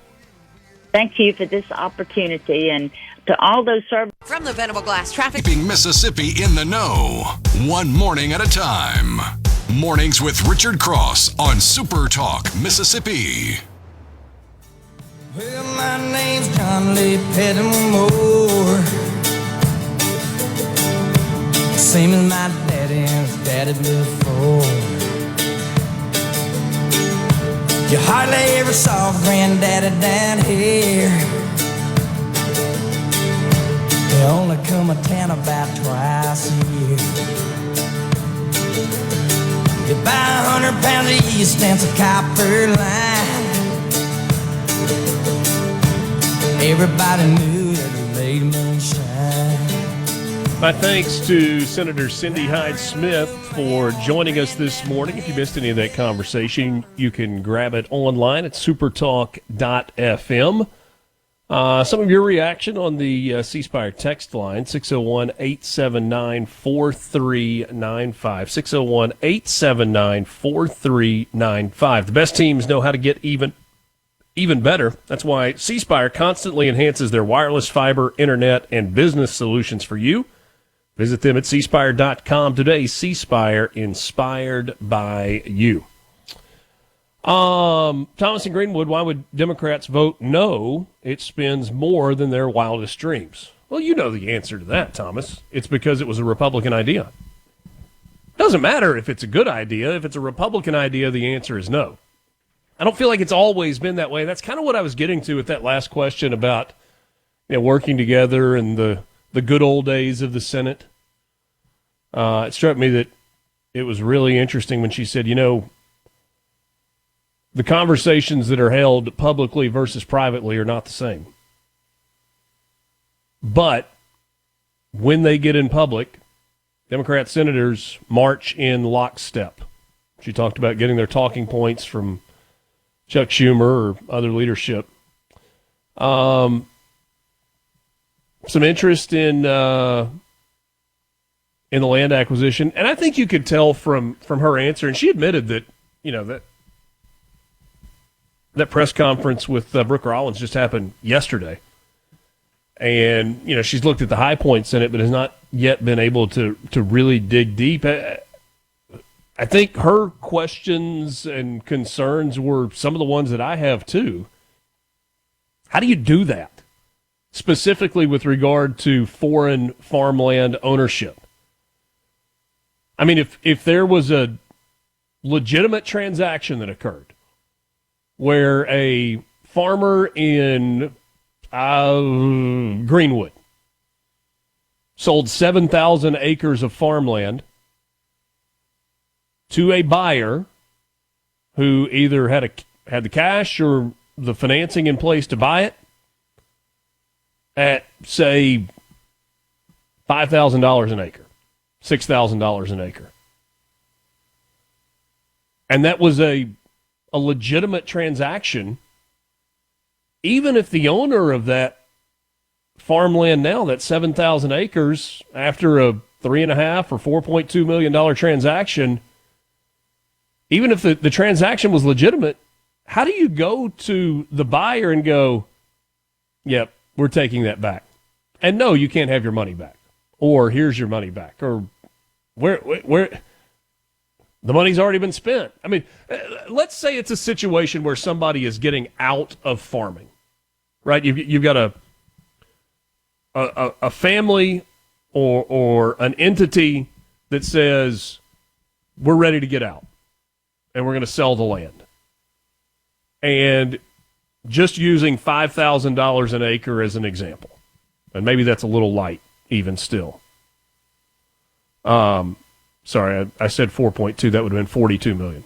But for let's use $5,000 an acre on 7,000 acres So that'd be $35 million. And let's say as those proceeds came in to the seller, to the farmer who's been in business for a long time, let's say that there was debt that had to be cleared up. That maybe even if there wasn't a mortgage on the land, that there were outstanding bills that had to be paid. And I don't know, $10 million of the $35 million had to go toward that. So you have cleared all of that. But what are you going to do? Go back to the farmer who sold the land initially and say, okay, we're going to revert ownership to you, but you have to give them their $35 million. Well, I don't have the $35 million to give back to them. We had a legitimate transaction. And how does it work if you do what Sarah Huckabee Sanders did and says, and we're going to make them pay for it? Well, you can just strip the ownership? I'm having trouble understanding how that works, and I'm going to continue to ask that question and see if we can get to the bottom of it. See if we can help it make sense. Thomas says farmland goes for over $10,000 an acre now that investment firms are into buying land. Maybe in some cases. I do think that's still an outlier. I mean, prices are insane. I mean, land that was $1,400 an acre or $1,800 an acre 20 years ago is easily going for $4,000, $5,000, $6,000, $7,000 an acre. Maybe $10,000 is the number now. Somebody said you just canceled the sale, like if there is a monopoly on an industry. When the credit is pulled or title searched, the buyer is vetted. Maybe I'm off base and don't understand how those types of transactions are made, but it seems like a vetting process can be made on the buyer. You say canceled. That would be canceling the new sale. I'm talking about a sale that has already happened. So when I hear Brooke Rollins or Sarah Huckabee Sanders talking about clawing back and making them pay for it, I don't understand how that works. Mornings with Richard Cross, SuperTalk, Mississippi. We're back with you right after this. Know where the news is going next. Mornings with Richard Cross on SuperTalk, Mississippi. That hot old summer sun make you beg for your next breath. So you best be on the creek bank laid in the shade. Chewing on a hickory twig. Pass that bottle, I'll have me a swig. Good to be with you as we roll into the 8 o'clock hour on this Wednesday morning, the 9th of July, as we have mentioned several times over the last few weeks. One more reminder, tomorrow is the Palmer Home for Children Radiothon on SuperTalk, Mississippi. We will be there from 6 a.m. until 6 p.m. tomorrow, and we look forward to sharing with you the stories of the children of Palmer Home, the successes of Palmer Home, the needs of Palmer Home, as we ask for your support financially and otherwise on this special day. 13th annual Palmer Home for Children Radiothon happening tomorrow right here on SuperTalk, Mississippi. All right, let's go back to the guest line and visit with our friend William Russell, who joins us from inside the Beltway on this Wednesday morning. I don't know if you were prepared for this, but this is where I want to start because I am confused. I'm not against it. I just don't understand exactly how this works. I want to play a clip for you from yesterday, the press conference where Brooke Rollins from the Secretary of Agriculture announced kind of the USDA plan moving forward, but specifically something that the governor of Arkansas, Sarah Huckabee Sanders, said. Here you go. I'm so proud of the fact that Arkansas was the first state in the country to kick a Chinese-owned company off of our farmland and out of our state, and we made them pay for it. Very Trump-esque. So I get the idea, William, going forward that you say, hey, Chinese nationals, foreign nationals, they can't buy U.S. farmland. We believe that is a national security threat going forward. The clawback is the piece of it that I don't understand, where a legitimate purchase has already happened, and then you say, I know you bought this, I know you paid for it, but you can't have it anymore, and oh, by the way, we're going to fine you or we're going to financially penalize you. I just don't understand how that works. Can you offer me any insight? You know, First of all, Richard, thanks for having me. Happy to be back. That's a tough one because, and it's not just for the overtly Chinese organizations that are buying the farmland. We're talking about the multiple shell companies and the multiple layers. Like, it's tough to track some of this stuff. My anticipation is that this is going to get caught up somewhere in the court system, and we will have some challenges to this because, to your point, this is probably the most anti-American idea that we could possibly present, in which a legitimate private sale happened from one entity to another, and the government reaches in and says, no, we can't do that. Right. I don't really know how enforceable that is. I don't know how far they can go with something like that without being caught up in court. I mean, at the end of the day, that's where this is going to land. Sure.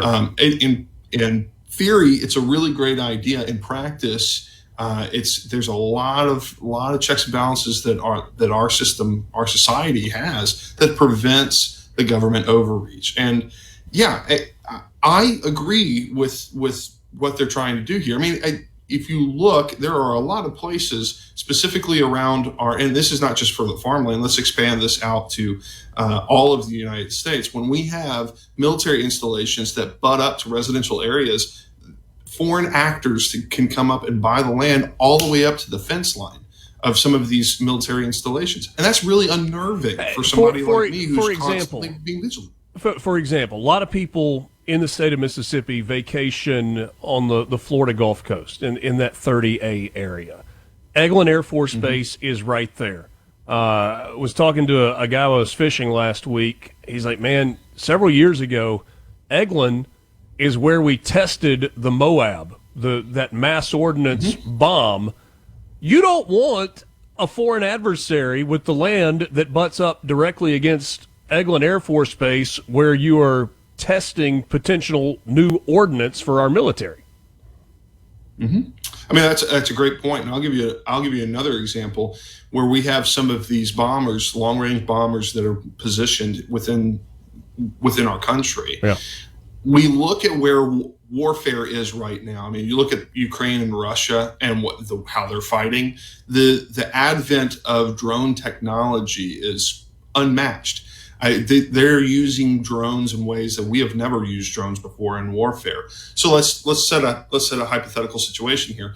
If we need long range bombers to leave the United States and go on a mission somewhere, the moment that those bombers start moving on the tarmac, they could hypothetically launch, drones and fly them into those planes to stop those planes from taking off. Like, that's a simple, boiled down example of the national security risk that we face when we allow foreign adversaries to own around strategic installations, wherever that may be, or farmland. I mean, it's all the same to me because it's all a national security risk.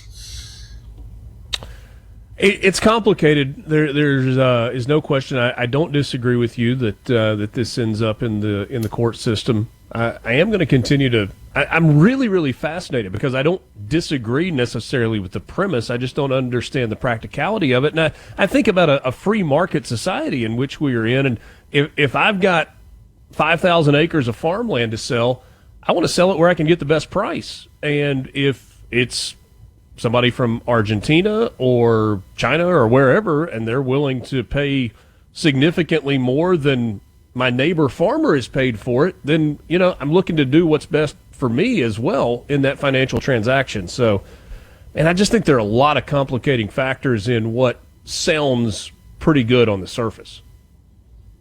Well, and I think that there are probably going to have to be some executive branch agencies that step in for review on purchasing and selling of land around strategic places and farmland here in the United States. I don't ever advocate for more government intervention, but when it comes to a national security risk that is facing us right now, I mean, this is not something that is down the road or something that could potentially happen. China is an adversary right now. We know that. I mean, the way that they currency manipulate, the way that they flood our country with drugs, fentanyl. the way that they organize around the United States, outside of the United States, and funnel product into the United States through the border system. Like, this is all well known. There's nothing new here. Yeah. So someone's going to have to, some executive agency is going to have to step in and at least start inserting some control over this. I don't know if it's going to be the U.S. Department of Agriculture. I don't know if it's going to be Homeland Security, Department of Defense. There has to be something here that creates a firewall. And that's, at the end of the day, that's what we're talking about building with all of the systems. Like, this is not just defense. This is not just agriculture. This is our technology too. Yeah. Like, China is trying to get into every facet of the United States to seize on any sort of operational leverage that they can on the United States. That's just the fact. Although maybe we are overcomplicating this, because if the shoe was on the other foot and Lockheed Martin bought 50,000 acres within an hour of Beijing, I don't think that the Chinese government would have any trouble saying, "You don't own this anymore. Goodbye." Well, we don't want to compare ourselves. No, we don't. We certainly don't. William Russell. I don't think holding them up is the answer here. I would agree with that. William Russell, Ballard Partners in D.C., former advisor, state director for the Trump campaign in the state of Mississippi. We can start the conversation here. We'll carry it into the next segment. The one big beautiful bill. I continue to say it ain't perfect, but it's a whole lot better than it would have been if this was Democrat legislation, especially if you are from the right. What is good in this, and what did we kind of get stuck with? Well, I think the biggest part of this is the tax cuts, 2017 tax cuts. It's the marquee piece of this legislation that the president was very excited to instill. I mean, we're going to continue those tax cuts, which have proven to put more money in the pockets of Americans, which is, at the end of the day, that's what we're trying to do here, is bolster this economy and find ways to lift up the middle class and continue to raise the middle class and move people up out of poverty as well. And so that's going to be the biggest piece of the legislation that we're really, really thrilled about. I think also we can add in some of this social cuts that we've seen. I mean, I think about specifically the Medicaid cuts that the president instilled in this legislation, specifically as it applies to Mississippi. Mississippi has a lot of people on Medicaid, and by adding in work requirements, which historically is a bipartisan thing to do, dating back all the way to the 90s when Clinton did it, this is a net positive for Mississippians, because we want to have people who are able-bodied out there working, and even if they still need some assistance through federal government programs like Medicaid, at least we have people moving in the right direction, which at the end of the day goes back to the original point. We want to bring people up out of the lower classes, out of poverty, put them in the middle class, and bring the middle class further up. Visiting with William Russell. We've got more on the other side of this timeout. Mornings with Richard Cross, Super Talk, Mississippi. We're back after this short break. From the Venable Glass Traffic. No filibuster. Just everything you need to know to start your day smarter. Mornings with Richard Cross on Super Talk, Mississippi. Music singers have always been a real close family. But lately, some of my kinfolk have disowned a few others than me. I guess it's because I kind of changed my direction. Lord, I guess I went and... I'm not sure how long I should let this play. The entire song, the rest of the song, Richard. Oh, it's good stuff. That is the voice of William Russell, Ballard Partners in D.C. He joins us from D.C. this morning, former advisor, state director for the Trump campaign in Mississippi. There's a lot going on right now. It's kind of all over the place. Bibi Netanyahu in D.C. on Monday for the third time since Trump has been back in office, and that is obviously a close relationship, a working relationship, but it's not one that is without at times divergent interests. I mean, I think Donald Trump is very supportive of Bibi Netanyahu, very supportive of Israel, but he also knows that there is a need to end this war. And I'm not sure that the way Israel wants to handle it 100% of the time is the way that Donald Trump thinks it needs to be handled. What do you think came of the meeting that those two had earlier this week? Well, I will say that the president has never been a fan of war. I mean, that's something he's talked about for a very, very long time, decades. He's never been a fan of war, specifically U.S. engagement into different wars. And I think that there was a lot of concern when the president made the decision to bomb the Iranian facilities, nuclear facilities, that we were going to engage into this war. And I never doubted that. I never doubted the president's decision there, because the amount of time that it took that the United States was going to be involved in this war was from the time that ship where the plane dropped the bomb to the time it hit its target. Like, that's going to be the extent of the United States involvement in this war. Now, I do think that de-escalation is necessary, and I think that that's probably part of the conversation with Bibi Netanyahu. I think that if at this point the United States has done a lot for Israel to help them out to kind of quell some of the conflict, the president is going to look to Bibi to lead the way in bringing the rest of this home, and that's going to look like keeping the adversaries at bay, which they seem to be doing at this point. I mean, the retaliation that Iran had, I mean, I use retaliation very loosely in this term. It was pedestrian at best. So I think there's an appetite from the Iranian side to slow down. Israel has to understand that any escalation past this, they're probably going to be going at it alone, I would assume. And that may have been part of the conversation. Not that we're not going to be there to support Israel, but the president understands that stability in the Middle East is exactly where we need to be. And he's got enough partners now, the president does, in partnering countries in the Middle East, that I think wanting to see no more escalation is part of the point here. So I firmly believe that. Go ahead. No, I was just saying, I mean, the recent partnerships with Syria, with Saudi Arabia, with some of the Gulf states, feels like it kind of changes the calculus in that region of the world.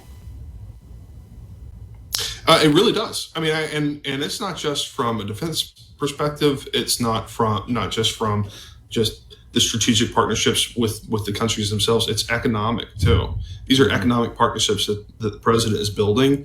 And like we talked about in the last segment, this is exactly where the president wants to be, which is building up that economic base. And if we've got some willing partners in the Middle East, he doesn't want to do anything that's going to jeopardize those new relationships. He wants to move that ball forward. At the risk of raising the ire of the president, as a reporter did in a cabinet meeting yesterday, this Epstein thing is strange, and I thought it was not a great moment for Donald Trump yesterday. Pam Bondi was asked a question about the Epstein investigation and some of the things that she had said in the past and what they had said, hey, we're going to release everything. And Trump basically, before she could begin asking, jumped in. He's like, why are we still talking about this scumbag? This story's so old. I'm like, what are you talking about? Everybody's talking about this because of some of the proclamations that were made during the campaign, and now it's like, there's nothing really to see here. You know, I think I go both ways with that response, because I completely agree with you that Epstein is still being talked about right now. We need to have more answers. We can't just kind of wash our hands of this and step away from all of the promises that have been made. But also, like, part of the cabinet meeting was about the response in Texas. There's a lot going on here in the United States and in Texas that we need to be talking about. The death toll continues to rise in Texas from the flooding. Not to mention the fact that it's horrible. And And not to mention the fact that not only do we have that happening, the flooding happening in Texas, we also had, I don't know how many of your viewers caught this, but there was a shooting in McAllen, Texas at a Border Patrol facility. Yeah, like we've got a lot going on right now. We've got a lot of, we've got a lot of chaos happening here. And so I understand the president's position that like we're talking about something that is like there are other things to be talking about right now other than Epstein. But to your point, this needs to be addressed. This isn't going to go away. Like Pam Bondi going to have do some explaining. The president himself might have to go a little bit deeper into the Epstein situation. We can't just sweep this under the rug and act like it never happened. Yeah. So I know it's a balance. That's the way I look at this. There's a time and place for everything. That's probably not the place to be talking about Epstein, but that's my personal opinion. William Russell, just for a couple of more minutes. We visited with Cindy Hyde-Smith earlier, and we talked a little bit about what they've got coming in the weeks ahead. And the rescission package, Doge cuts, is coming in the next week. She addressed, and there was some criticism for a bunch of Republican senators that voted against codifying Doge cuts a couple of months ago when Rand Paul brought up that amendment. And they're like, yes, we're for this, but not like this. Are they going to be able to get that through in a couple of weeks? The $9.4 billion that Trump is requesting being cut, are they going to get that done? Probably not all of it, no. There are some cuts to some programs like PEPFAR, which historically Republicans have been very supportive of. I don't see some of the senators who are kind of running this as being supportive. There are a lot of senators who are big fans of the humanitarian aid that usually got divvied out through USAID. There are a lot of senators who are fans of that, and so there's going to be some serious negotiation that is. Can they be on board with the idea that is now run through the Secretary of State's office? Yes, I think they can be on board, but it can't be convoluted, which is kind of where we are right now. We need a little bit more explanation as to, okay, the money that's coming in, who's going to be in charge of it in the State Department? Breaking it down by regions is going to make it difficult because there are some organizations, as you know, that have reach way beyond a regional area. So we're having to divvy up money a little bit over here, a little bit over here, a little bit over here. So there's going to have to be some better organization within the State Department, which I know that they are working on right now to kind of come up with a new process, because you've just removed a massive piece in USAID, removed it from the equation altogether. So that has to be backfilled somewhere. And I still think that they're working through their problem solving right now. The State Department is trying to come up with that better process. Now, for moving forward past this first rescission package, I firmly believe that whatever comes of this first rescission package is not going to be the end all be all. There will be other rescission packages that the president puts forward, is my estimation, because something's got to offset. We talked about the good in BBB. There's also the fact that we added over $3 trillion to the national debt. We're going to have to find a way to cut down on, and $9.4 billion is budget dust in this scenario, but we have to start working somewhere to cut down on the deficit. And I think that the president understands that. He understands the importance of it. And finding ways that while we have control over both chambers, to work together to pass some good legislation that lowers the national debt. As you can tell, there is a lot that is happening in and around the nation's capital. We didn't even get a chance to talk about Sotomayor telling KJB that she was an idiot, which kind of happened yesterday again. Ooh, wow. And unfortunately, we didn't have time to get to the topic that William Russell really wanted to discuss, and that is Brian O'Connor and Mississippi State baseball. Maybe next time. Probably not. Baby. Go Dogs, baby. Love it. Mornings with Richard Cross, Super Talk Mississippi. William Russell was my guest. Quick timeout. We're back with you right after this. Good Wednesday morning.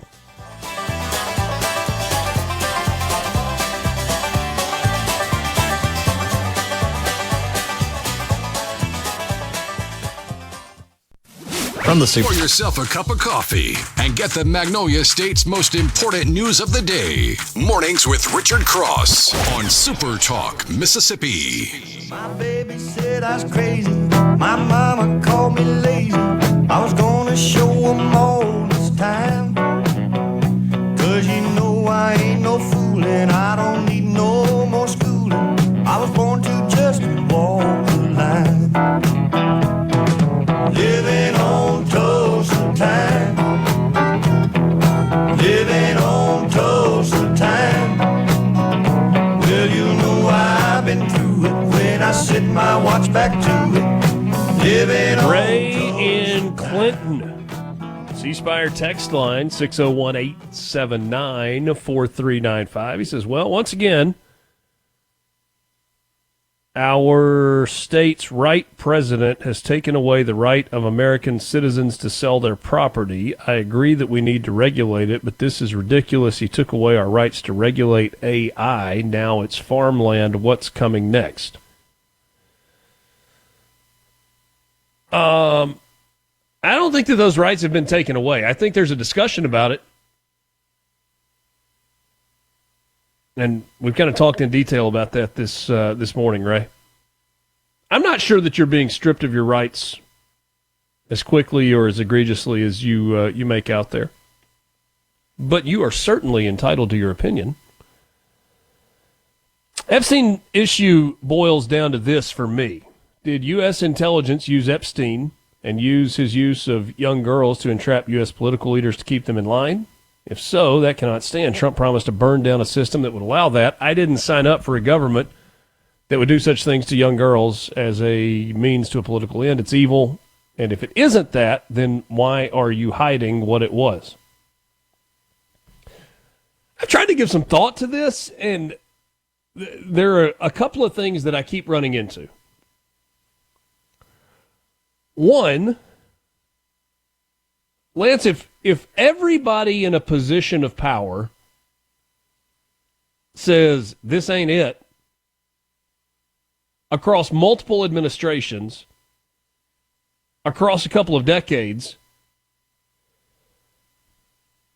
is it possible that this ain't it? Or is it just so entrenched that it's impossible to start unraveling it? Like, I don't think Kash Patel and Dan Bongino were lying when they said this Epstein thing is a problem. And we're going to reveal the depths of the problem. Well, I mean, if you want to get... But I'm not so sure that the problem hasn't been erased and eliminated. I mean, isn't it pretty well accepted at this point that Epstein was working as an asset one way or the other, whether it was for the CIA or Mossad or some other foreign intelligence agency? And if that's indeed the case, don't you think most of the evidence, at least the most incriminating stuff, would have been destroyed? Like, it doesn't exist anymore? Well, I would imagine that if it does exist, it's not going to be anywhere where anybody can find it. I mean, if our assumptions are correct, and that is that Epstein was some type of asset for whether it was private equity or private spies or public funds, that CIA or Mossad or somebody or a group of all of them, there was a goal there, and that was to get dirt on people and use that as leverage so they could influence policy, whatever it may be. So, yeah, I mean, I don't know if you're going to find anything. I'm sure that there is a list somewhere of names in a black book, but how do you attach those to anything unless you have a great deal of evidence that is something that you can take to court, and you're not going to get your butt kicked in court, because that's not what you go to court for, is to get your butt kicked. And the thing is, I don't buy into the like there's this black book that's got all the names and all the dates and all the times. Yeah, I don't think so either. The guy wasn't that stupid. No, I'm sure it was computer files and this and emails and that, and they've tried to make a composite of all the different names and people that he communicated with. But I have no CIA or intelligence asset carries around a black book with every name of his contacts and everybody's bribing. I mean, that ain't happening. So. No. Let me get a question here. There's no evidence. Why would Epstein off himself? Well, I mean, I don't know if there wasn't any evidence. Maybe he was the evidence and he knew what was going to happen. I was going to say it's perhaps that, maybe everything, all the loose ends were tied up with the exception of one, and he was the one. And instead of waiting on somebody to come and kill him, torture him, etc., he just decided to end it. Maybe there was guilt. Maybe he just wasn't cut out for prison and was a coward. I can't imagine that he wanted the world to know what he was engaged in.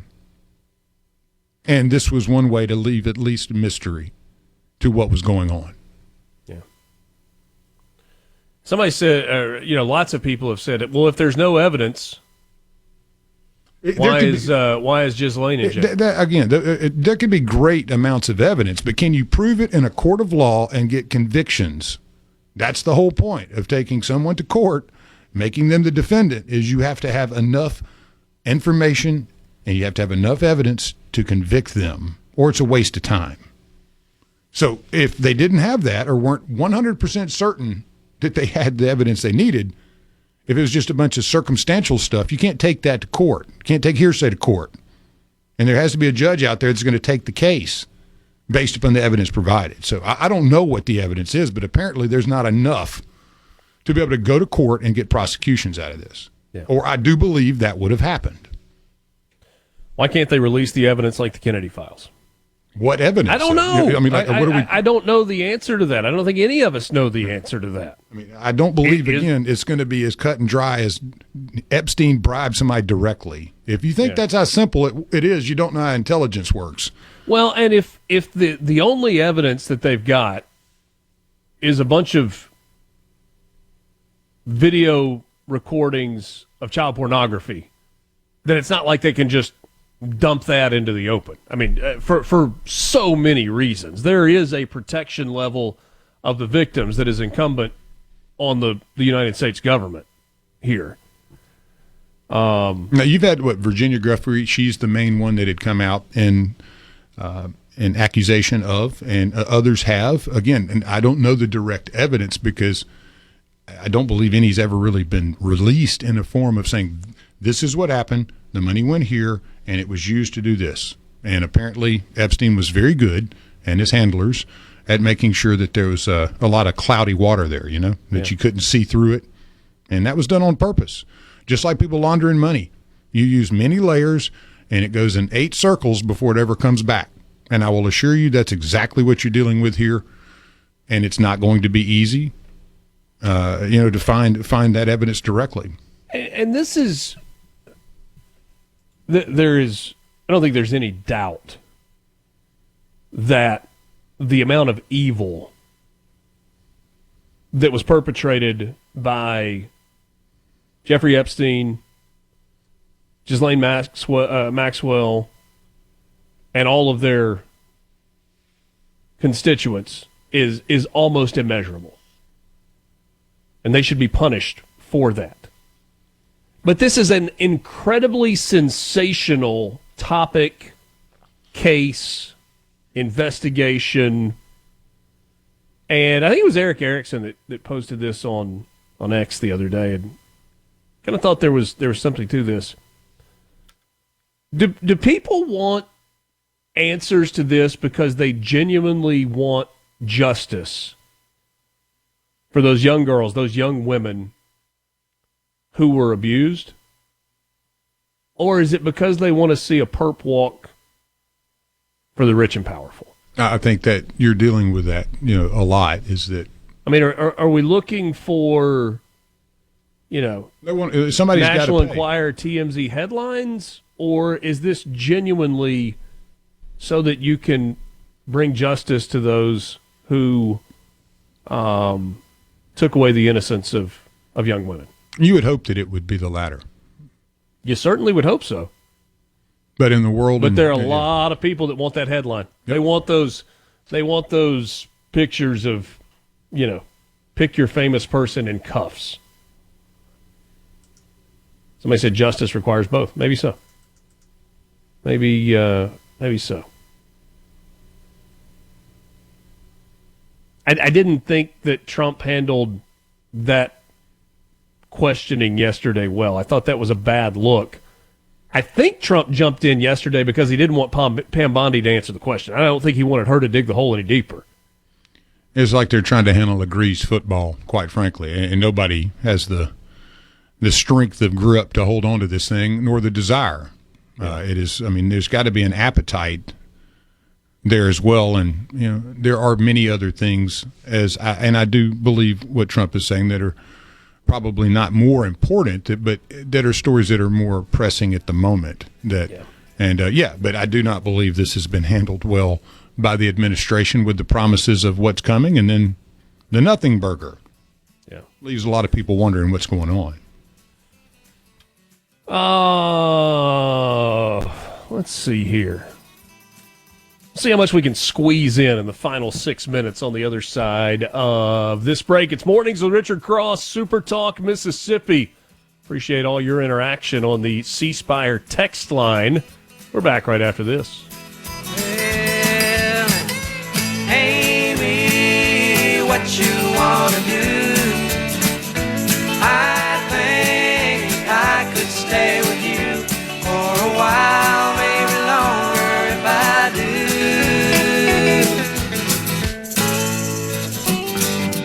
Now it's come to what you want you've had. From the Venable Glass Traffic. Shaping Mississippi politics each morning. Mornings with Richard Cross. Super Talk, Mississippi. We've been together so long now that both need resold. If I ever settle down, you'd be my kind. It's a good time for me to hit on down the line. Heard any love song. Well done, my friend. You have knocked it out of the park on another Country Music Wednesday. Muchas gracias. We got to come up with a catchier name than just Country Music Wednesday, but I don't know. Maybe that's maybe it's kind of like Mornings with Richard Cross. Water Wednesday. We just kind of name it what it is. We appreciate you starting your morning with us. As you continue through your day, maybe you want to reach out to Belk Ford and Oxford Toyota because you're thinking about a new vehicle or previously owned vehicle, or you're just ready to trade. Whatever it is, they can help you out. Great selection on the lot. Really, really good and easy to work with sales staff. They want to get the deal done, but they want to get it done in a way that it works for you. And so within your budget, with what you're looking for, you got a vehicle that they don't have on the lot, they'll find it for you. It may take a little bit of time, but they'll find it for you, and they'll make the deal work out. Great service department, not going anywhere. Belk family has been in the automobile industry for over 100 years. They're located on Highway 6 West in Oxford. I think I'm going to stop by and see them a little bit later this morning. Just to, no, not because I'm going to buy a new truck, Lance. No. Don't even say it. You got to see if there's one you may want in the future, though. Well, yeah, I mean, I just need to check in and say hey to my friends at Belk Ford and Oxford Toyota and see what's going on. And is there something out there that catches my eye? Sometimes that's how the process gets started. Catches your eye, and then you think on it for a little bit, and then you're like, well, let's take a look at this. And then before you know it, you're behind the wheel. Maybe that's how it works. Yeah, I mean, you never know, man. They may have something you need there, and if you take the boy with you, he'll get fired up. He may motivate you. He's not ready yet. He's not there yet. We got a few more years before. The girl comes before the boy. Hey, I'm going to tell you a funny one. My parents bought me a car before I was 15, and they used it as great motivation. It stayed in the garage. We didn't park a car in the garage usually, but it had to stay there, and I got to drive it here and there. And it was great. It was a Dodge Stealth, and it was a great vehicle. But so I drove the '76 Chevy for a while to prove that I could actually handle the Dodge Stealth. But it was fun. Eventually, got to drive it. That may have even been toward college. But there's nothing wrong with hanging that carrot out there, is there? That's right. Keep them motivated. You just don't think we've got time to get into the judicial story right now. I mean, you had the Boston judge who has said that the stripping of resources for Planned Parenthood cannot stand, and she's put a 14-day temporary restraining order in place for that, and we'll see where that goes. I really want to get to this, though. We'll finish up here today. This was a post that was on X a couple of days ago, and the fallout is loud. So in the wake of the flooding in Austin, or in Kirk County and the surrounding counties in Texas of the Guadalupe River that has brought so much destruction, so much death, we have found out this, a statement from the Austin Firefighters Association. You seen this? They write, it brings the Austin firefighters no pleasure to report to the community that the Austin, Texas fire chief denied the deployment of Austin firefighters to Kerrville until very late into the event, with the exception of only 3 Austin Fire Department rescue swimmers who helped staff helo teams. The Austin Firefighters Special Operations Team are specially trained for hill country swiftwater rescue and are some of the best, if not the best, swiftwater boat teams in the state of Texas. It is absolutely outrageous that the Austin Fire Chief, Joel G. Baker, would not allow highly trained firefighters from Austin to respond to Kerrville. Because of this egregious dereliction of duty, lives are very likely lost because of Chief Baker's decision. Deployment orders came down from the state of Texas on July 2nd. We would have been pre-deployed before the waters even began to rise. It is unforgivable that a fire chief would not allow his firefighters to answer the call to save lives. Why would he do this, you may ask? It was a misguided attempt to save money. I say misguided because the fire department is fully reimbursed by the state to deploy. I explained the reimbursement process to Chief Baker last week, and he failed to understand this very simple concept. We are disgusted with our fire chief. He needs to be held accountable and fired for his disgraceful dereliction of duty. The Austin firefighters are starting a vote of no confidence on the fire chief. That statement came out on Monday. Goes on to say, the firefighters hope we have your support because it's going to get ugly. I can't possibly express to you how outraged and sickened the firefighters are that we were not allowed to do the job that we have trained so hard and long to do during the historic floods that just occurred in Kerrville. We could have made a difference, and we were forced to stand down, and lives were lost.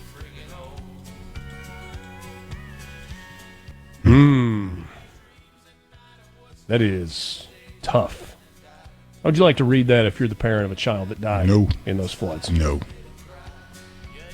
So, kudos to the Firemen's Association in Austin for standing up to power and the lack of leadership in this case. We will be at Palmer Home tomorrow. Can't wait to be there with you. Hope you will make your plans to listen, to participate, to donate. For Lance, I'm Richard. This is Mornings with Richard Cross on Super Talk, Mississippi.